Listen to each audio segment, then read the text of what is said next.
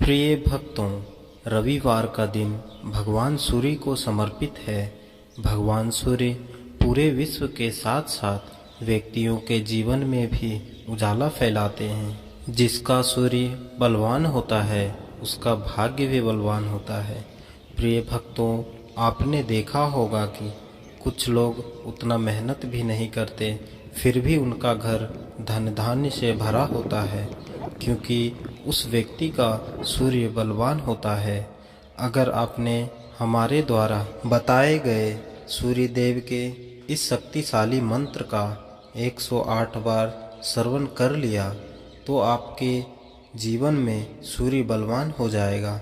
बिना ज़्यादा मेहनत के धन धान्य की प्राप्ति होगी। आपका भाग्य उज्जवल होने लगेगा।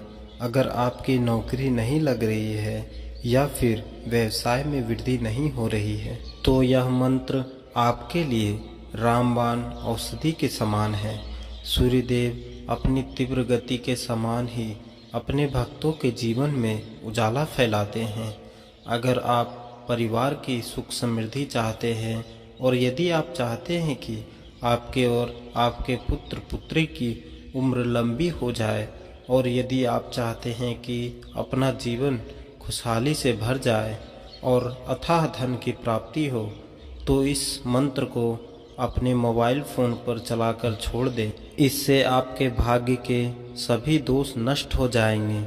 आप भी सूर्य की तरह चमकने लगेंगे। प्रिय भक्तों, तो आइए सूर्य देव के इस चमत्कारी मंत्र का श्रवण कर लेते हैं। अगर आप चैनल पर नए हैं तो चैनल को सब्सक्राइब अवश्य करें और कमेंट में जय सूर्य देव लिखना ना भूलें और वीडियो को लाइक जरूर करें। मंत्र इस प्रकार है। ओम ह्रां ह्रीं ह्रौं सः सूर्याय नमः। ओम ह्रां ह्रीं ह्रौं सः सूर्याय नमः। ओम ह्रां ह्रीं ह्रौं सः सूर्याय नमः। ओम ह्रां ह्रीं ह्रौं सः सूर्याय नमः। ओम ह्रां ह्रीं ह्रौं सः सूर्याय नमः। ओम ह्रां ह्रीं ह्रौं सः सूर्याय नमः। ओम ह्रां ह्रीं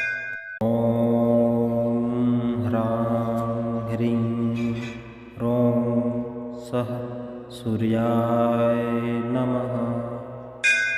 ओम ह्रां ह्रीं ह्रौं सः सूर्याय नमः। ओम ह्रां ह्रीं ह्रौं सः सूर्याय नमः।